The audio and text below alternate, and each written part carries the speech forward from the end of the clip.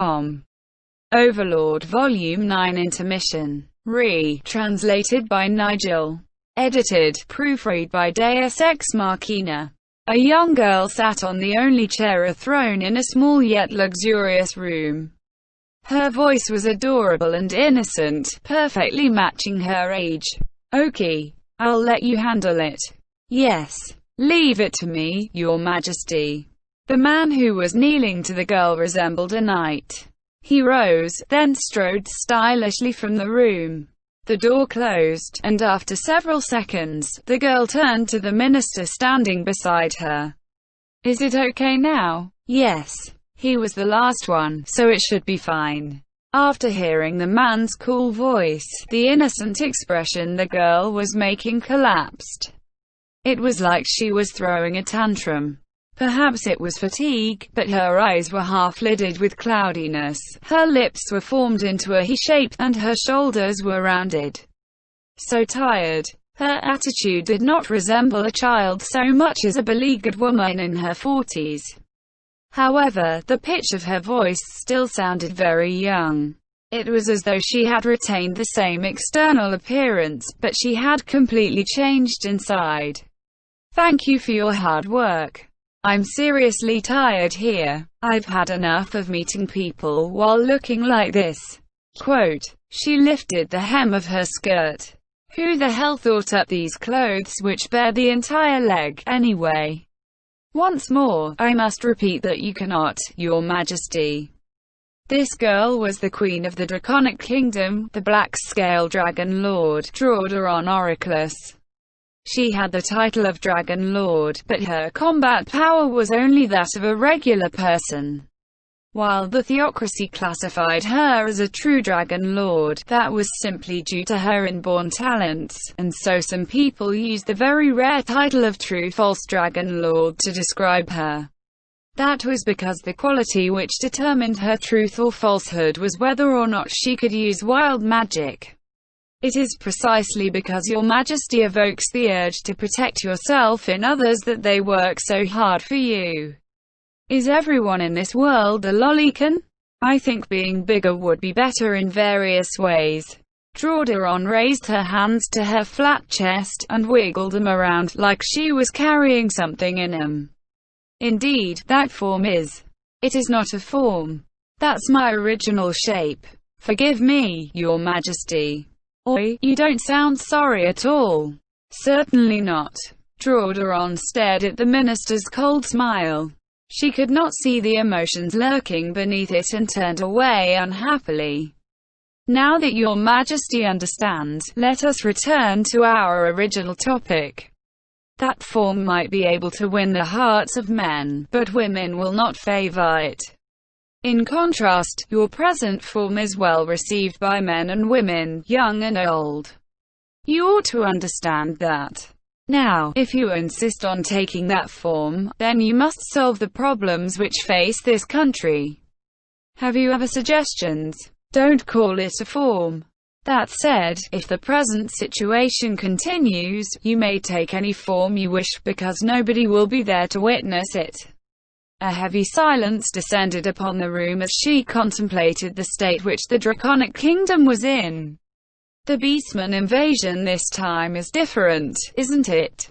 "Indeed. Given the size of their forces, their aims cannot possibly be as petty as before. I am certain that they aim to conquer our nation. They must have finally made up their minds to build a livestock pen."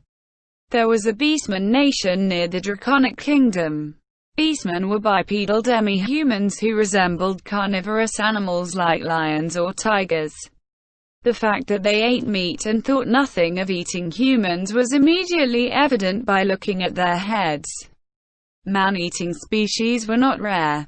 Of the 6 great nations struggling in the center of the continent, 3 of them viewed humans as good.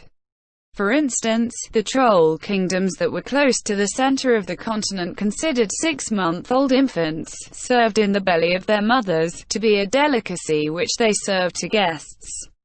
To these people, this nation was a hunting preserve. In the past they seemed to consider this place a self-replenishing feeding ground, and they had never launched an all-out invasion. However, for some reason, they had done so this time round, and 3 cities had already fallen to them. The feast held there made even someone like her want to throw up. Faced with an external invader who could not be negotiated with, the entire country had rallied to give desperate resistance, but beastmen were far stronger than human beings. The Beastman nation was one of the powerful nations on the continent, which spoke of how much greater their physical attributes were than those of human beings. For instance, the performance parameters of an adult beastman were 10 times those of a similarly adult human. Adventurers used values called difficulty ratings to quantify the strength of monsters. If an adult human was a 3, then a beastman would be 30. The sole saving grace was that there were few exceptional individuals among them, probably because their base statistics were already so high to begin with. Currently, adventurers led by adamantite-ranked adventurers have barely managed to push back the enemy, but they are simply too numerous. They cannot stop the invaders if they split up into several tribe-sized elements. Perhaps we must gather all the people to the capital and starve the enemy out of food, but we will probably run out first. What a headache. The future's nothing but darkness. Alternatively, we could dispatch a hand-picked force to launch a decapitation strike at the enemy. However, if it is handled poorly, we might simply agitate him for nothing, but if we cannot stop the invasion, we might be forced to resort to it. And he's going to be the leader? Indeed, him. He in question could only be one man. He was Brilliant Flash, Cerebrative, Crystal Tear, the sole adamantite-ranked adventurer team in this country. His nickname derived from his proficiency with the sword technique known as the Xing Blade, and he possessed the vocation of Holy Lord. He's definitely a lolicon. Whenever he talks to me, his eyes roam all over my body. Does looking at a washboard like this make him happy? Why doesn't he just go stare at a wall? It is his fetish. Yes, your majesty is correct. He is a lolicon. Drauderon's face twitched. I honestly don't want to hear you agreeing so readily. The adamantite-ranked people in my country. If only they were a more decent lot. What are you saying? All you need do is pretend to be cute and play the role of a pure, innocent girl, and people will fight to the death for you. Is that not very useful to us? I'm going to have to satisfy his desires one day. Oi, don't look at me like I'm a pig who's going to be served up as tomorrow's breakfast. Ha! The man sighed with deliberate exaggeration. That caused her veins to pop out. But that is all that will happen. Your Majesty, please bear with it. It is a better fate than your people who have already been physically eaten. She had no reply to give. If we had the money, we could hire optics. Speaking of which, what's the theocracy doing? That, nobody knows. Don't we donate large sums to them every year? Usually, they ought to have come to help us by now, right?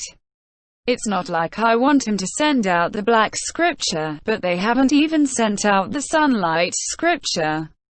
The theocracy had always sent their troops to aid the Draconic Kingdom in secret. The reason why it was a secret was probably because she was its leader. So this is our retribution for entrusting our national defense to another country. What a tragedy. It's not like I like relying on others, it couldn't be helped.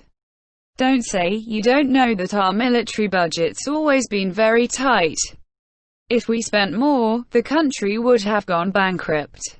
Besides, it's not like the troops will immediately get stronger if we spend the money on the military. The Draconic Kingdom had poured a lot of funds into dealing with the Beastmen over the years, but the outcome was every bit as tragic. She wanted to think that they had kept casualties this low because of the money they had spent.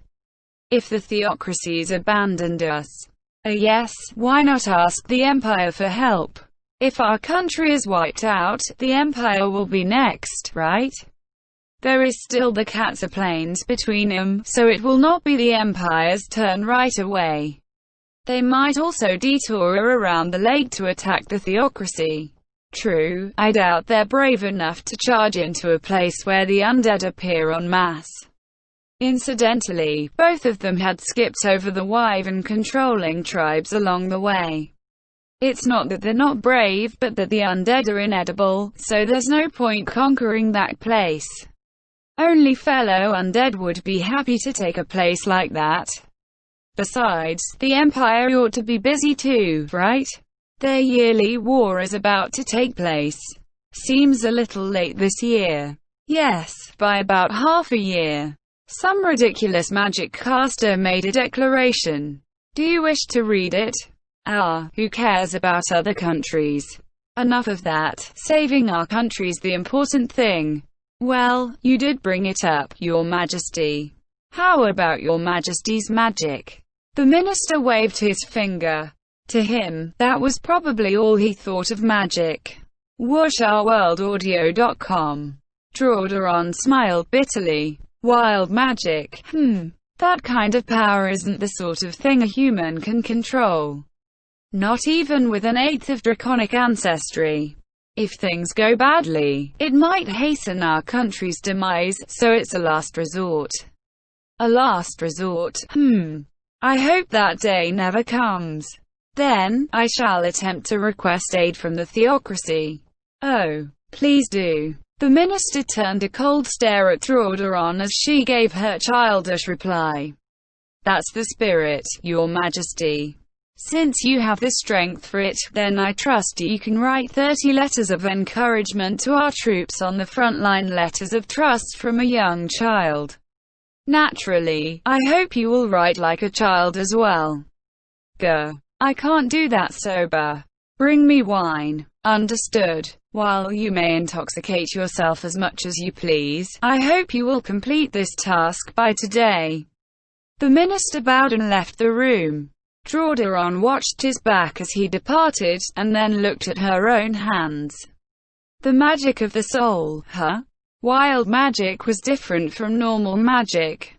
It was magic that used souls.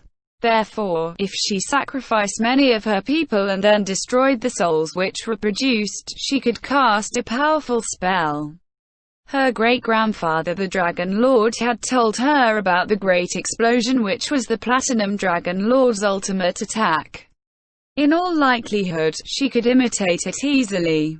However, since she was much weaker than a Dragon Lord, she would have to sacrifice over 1 million people to cast a spell like that. Drawdoron covered her face with her hands. She trembled, because she had the feeling that no matter what she did, hell was her destiny. End chapter.